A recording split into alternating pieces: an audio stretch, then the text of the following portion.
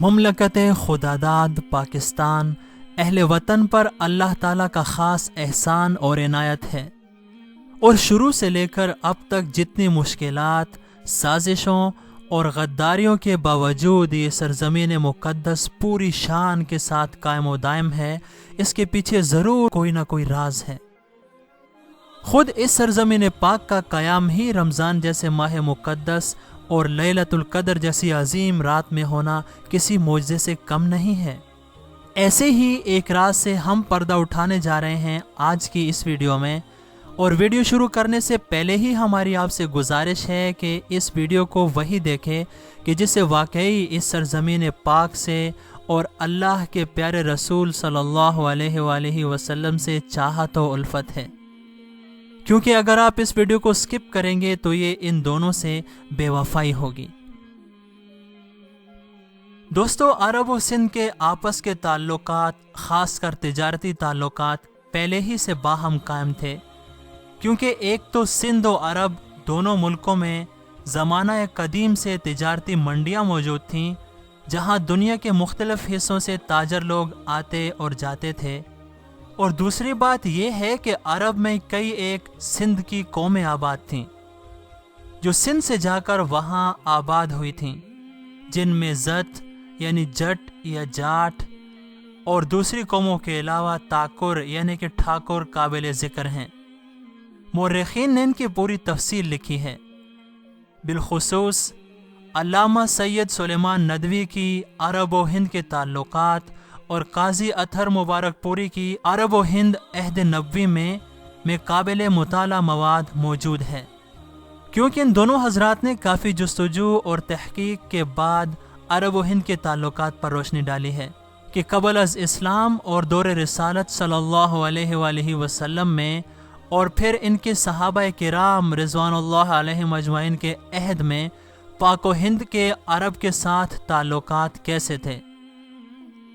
مذکورہ دو ملکوں کے مابین تجارتی تعلقات پر ان دونوں مستند اور سکہ مورخین نے تفصیل سے لکھا ہے، لیکن یہاں پر ہم طوالت کو چھوڑ کر مختصراً اس کا ذکر کریں گے۔ عرب میں اہل سندھ اور سندھی لوگ خاتم الانبیاء صلی اللہ علیہ وآلہ وسلم کی پیدائش سے پہلے ہی متعارف تھے، کیونکہ عرب میں اس وقت سندھی لوگ بکثرت آباد تھے، خاص طور پر علاقہ یمن میں ان کی کثرت اور شان و شوکت مسلم تھی۔ چنانچہ رسول اللہ صلی اللہ علیہ وآلہ وسلم کے بچپن کے زمانہ میں شاہ حبشہ ابرہہ کے بیٹے مسروق نے یمن پر حملہ کر کے حاکم یمن سیف بن ذی یزن کو بے دخل کر دیا، اور اس نے کسریٰ نوشروان کے ہاں جا کر اس کی فریاد کی۔ ثم قال له ایھا الملک غلبتنا على بلادنا الاغرب، فقال له کسریٰ ای الاغرب الحبشۃ ام السند، کہ غیر ملکیوں نے آ کر یمن پر قبضہ کر لیا ہے۔ تو کسریٰ نے دریافت کیا، کن غیر ملکیوں نے یمن پر قبضہ کیا ہے، حبشیوں نے کہ سندھیوں نے؟ اس سے اندازہ لگایا جا سکتا ہے کہ اس وقت سندھی لوگ کتنی بڑی تعداد میں عرب میں موجود تھے کہ عالمی سطح کے ایک بادشاہ کو بھی ان کی کثرت اور شان و شوکت اور زور بازو کا علم تھا۔ لہٰذا عرب میں سندھیوں کی آمد و رفت بہت پہلے سے ہے، بلکہ سندھی لوگ وہاں جا کر بھی بکثرت آباد ہوئے۔ جیسا کہ ہم نے آپ کو بتایا کہ عرب و ہند کے آپس کے تعلقات بہرحال پہلے سے قائم تھے، اور عرب میں سندھی لوگ بھی بود و باش کرتے تھے، اس لیے یہاں سندھ کے لوگ بھی اللہ کے آخری نبی صلی اللہ علیہ وآلہ وسلم اور اسلام سے باخبر ہو گئے تھے، اور یہ خبر صرف عوام تک ہی نہیں بلکہ راجاؤں اور مہاراجاؤں تک بھی پہنچ چکی تھی۔ اسی لیے تو یہاں کے ایک مقامی راجا نے رسالت مآب صلی اللہ علیہ وآلہ وسلم کی خدمت اقدس میں زنجبیل یعنی کہ ادرک کا تحفہ بھیجا تھا۔ چنانچہ مستدرک حاکم میں حضرت ابو سعید خضری رضی اللہ تعالیٰ عنہ کی روایت ہے، عن ابی سعید الخضری رضی اللہ تعالیٰ عنہ قال اہدى ملك الهند الى رسول الله صلى الله عليه وسلم جرة فيها زنجبيل فأطعم أصحابه قطعة قطعة وأطعمني منها قطع۔ اس کا ترجمہ یہ ہے کہ حضرت ابو سعید خضری رضی اللہ تعالیٰ عنہ فرماتے ہیں کہ ہند کے ایک حکمران نے رسول اللہ صلی اللہ علیہ وآلہ وسلم کی خدمت اقدس میں زنجبیل یعنی ادرک کا ایک گھڑا تحفے کے طور پر بھیجا۔ آپ صلی اللہ علیہ وآلہ وسلم نے صحابہ کرام کو اس کا ایک ایک ٹکڑا کھلایا، مجھے بھی اس کا ایک ٹکڑا کھلایا۔ لیکن اب سوال یہ پیدا ہوتا ہے کہ ہند یا سندھ کے کس علاقے کے کس راجا نے یہ تحفہ بھیجا تھا؟ اس بارے میں قطعی تو کچھ نہیں کہا جا سکتا، تاہم تحقیق کے مطابق وہ راجا یہاں سندھ یعنی موجودہ پاکستان کا رہنے والا تھا، اور نہ صرف اس نے اسلام قبول کر لیا تھا بلکہ اس کے ساتھ دیگر کئی لوگ بھی مشرف باسلام ہوئے تھے، جن میں چند ایک نامور شخصیات بھی تھیں جو شاہ سندھ راجہ چچ کے مقربین سے تھیں، جس کا ثبوت 150 ہجری کے لگ بھگ لکھی گئی کتاب فتح نامہ سندھ المعروف چچ نامہ سے بھی ملتا ہے کہ اس حاکم کے دیگر مسلمان ساتھی معرکہ سکہ جو کہ ملتان کے قریب ایک شہر ہے میں شہید ہو گئے تھے۔ مذکورہ کتاب میں اس حاکم کا نام امیر عین الدین یا امیر عین الدولہ درج ہے۔ حکمران سندھ چچ بن سیلائج نے اسے ملتان کے نواحی شہر سکہ پر قبضہ کرنے کے بعد وہاں کا حاکم مقرر کیا تھا، اور اس جنگ میں چچ کے کئی نامور ساتھی شہید ہوئے، اور یہ غالباً 9 یا 10 ہجری کا واقعہ ہے۔ نامور محقق ڈاکٹر نبی بخش خان بلوچ نے اس حاکم کا نام جہاں امیر عین الدین ریحان مدنی لکھا ہے، وہیں حواشی میں یہ بھی لکھا ہے کہ ان کے ساتھ کچھ مسلمان بھی تھے جو راجہ چچ کے لیے لڑ کر شہید ہوئے۔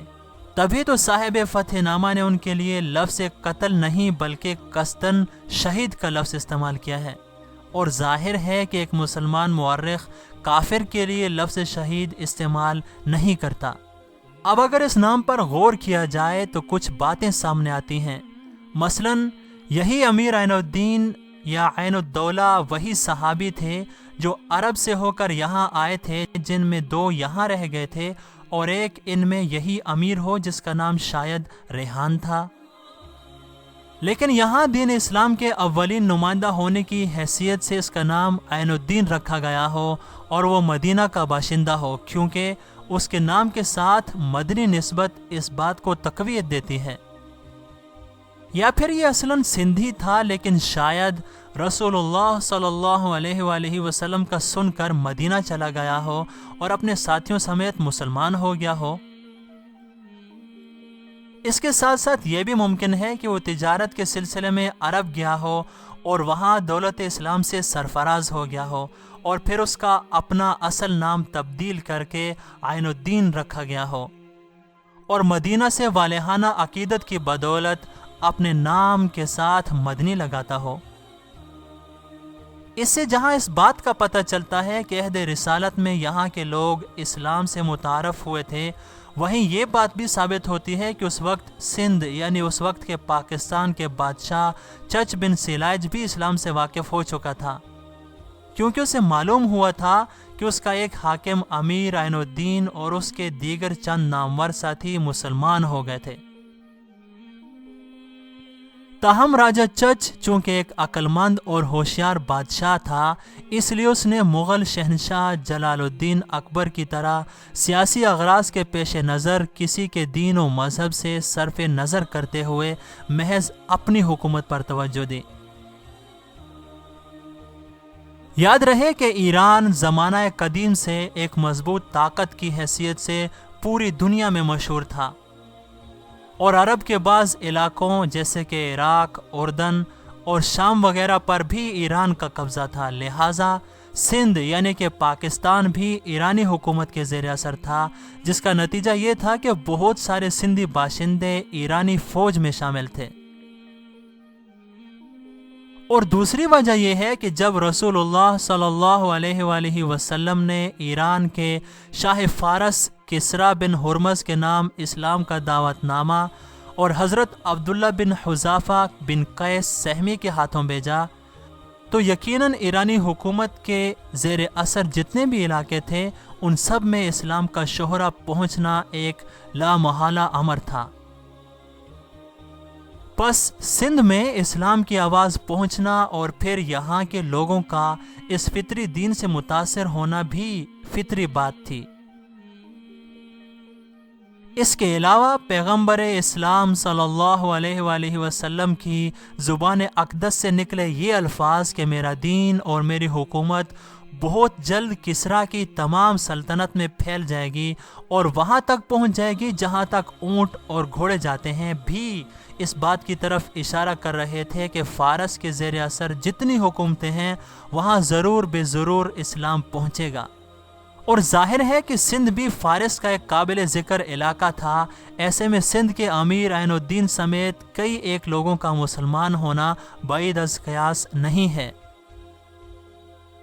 لیکن امیر عین الدین کے علاوہ دیگر مسلمانوں کے بارے میں تاریخ میں کچھ نہیں ملتا، حالانکہ اس وقت نہ صرف مسلمان بلکہ صحابہ بھی سندھ میں ضرور موجود ہوئے ہوں گے، لیکن افسوس صد افسوس کہ وہ تاریخ سے اوٹ میں رہے، کیونکہ وہ عام رعایا لوگ تھے، اور یہ چونکہ ایک حاکم تھا اس لیے اس کا نام تاریخ نے محفوظ کر لیا ہے۔ اور عین ممکن ہے کہ یہ یہی ریحان ہو، کیونکہ ابن خردازبہ کے بیان کے مطابق یہ نام اس کا فارس کے بادشاہ اردشیر نے رکھا تھا،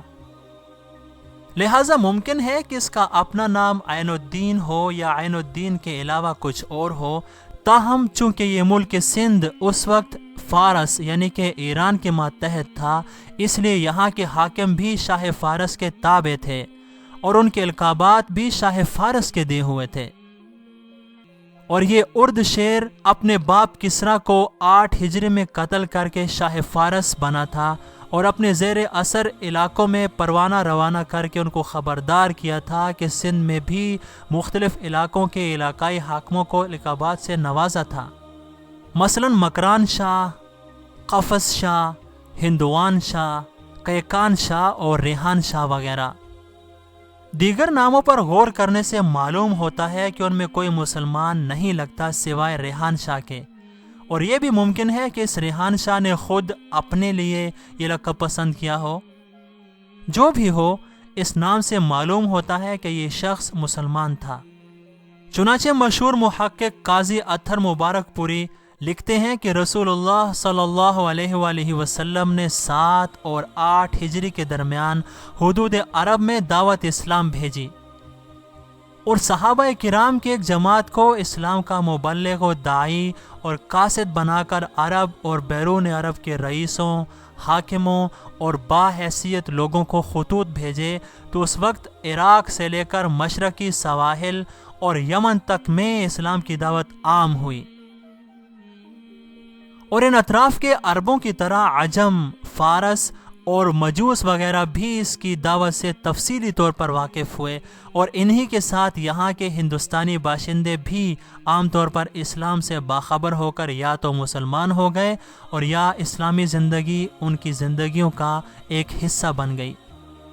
ویسے بھی اسلام جیسا عالمگیر مذہب جو آیا ہی چھانے کے لیے تھا، کیسے چھپا رہ سکتا تھا؟ ایسے میں سندھ تک اس کی دعوت اور اس کی شہرت کا پہنچنا کوئی بعید از قیاس بات ہرگز نہیں تھی، بلکہ ضروری تھا کہ اسلام یہاں پہنچے، کیونکہ ہمسایہ ملک ہونے اور تجارتی تعلقات رکھنے کی وجہ سے یہاں کے لوگوں کا حق بنتا تھا کہ انہیں آگاہ کیا جائے۔ قاضی موصوف آگے مزید لکھتے ہیں کہ عہد رسالت صلی اللہ علیہ وآلہ وسلم میں جس طرح اسلام کا چرچا دیگر ممالک میں ہوا، ہندوستان میں بھی ہوا، اور یہاں کے مذہبی لوگوں اور راجاؤں مہاراجاؤں نے اسلام اور پیغمبر اسلام صلی اللہ علیہ وآلہ وسلم سے براہ راست تعلق پیدا کرنے کی کوشش کی اور دعوت اسلام سمجھنا چاہا۔ خود رسول اللہ صلی اللہ علیہ وآلہ وسلم نے یہاں کے لوگوں اور چیزوں کے بارے میں باتیں کی ہیں، ایک اور بزرگ شہریار نے عجائب الہند میں لکھا ہے کہ اسی زمانے میں ایک وفد سراندیپ یعنی کہ موجودہ سری لنکا سے مدینہ روانہ کیا گیا تھا تاکہ وہ رسول اللہ صلی اللہ علیہ وآلہ وسلم سے خود مل کر اسلام کے بارے میں معلومات حاصل کرے، لیکن بدقسمتی سے وہ وفد بعض عوارض کی وجہ سے دیر سے مدینہ پہنچا کہ جب رسول اللہ صلی اللہ علیہ وآلہ وسلم اور ابو بکر صدیق رضی اللہ تعالیٰ عنہ وصال کر گئے تھے۔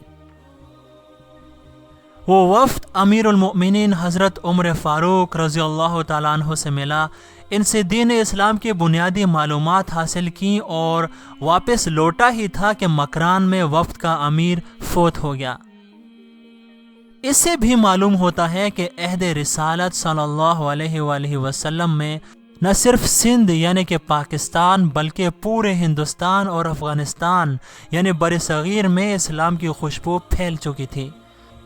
اس کے علاوہ مالابار یعنی کہ ہندوستان کے ایک راجہ جس کا نام زمورن یا سامری تھا کے بارے میں بھی آتا ہے کہ اس نے اپنے علاقے میں نبی صلی اللہ علیہ وآلہ وسلم کے شق القمر کا معجزہ دیکھا تھا۔ پھر اس نے معلوم کرنا چاہا کہ یہ کیا عجیب معمہ اس نے دیکھا ہے، تو اسے بتایا گیا کہ دراصل عرب میں ایک نبی ظاہر ہوئے ہیں، یہ انہی کا معجزہ ہے۔ اب چونکہ اس نے خود اپنی آنکھوں سے یہ معجزہ دیکھا تھا، لہٰذا یہ خبر سننے کی دیر تھی کہ اس راجہ نے فوراً اسلام قبول کر لیا، اور اسی پر بس نہیں کیا بلکہ اسی وقت اس نے خاتم الانبیاء صلی اللہ علیہ وآلہ وسلم سے ملنے کی ٹھان لی اور یوں تخت سلطنت اپنے ولی عہد کے سپرد کر کے کشتی میں سوار ہو کر ملک عرب کی طرف روانہ ہوا تاکہ زیارت رسول اللہ صلی اللہ علیہ وآلہ وسلم سے مشرف ہو سکے۔ لیکن قبل اس کے کہ وہ عرب پہنچتا، بدقسمتی سے اس نے راستے ہی میں وفات پائی اور یمن کے ساحل پر دفن ہوا۔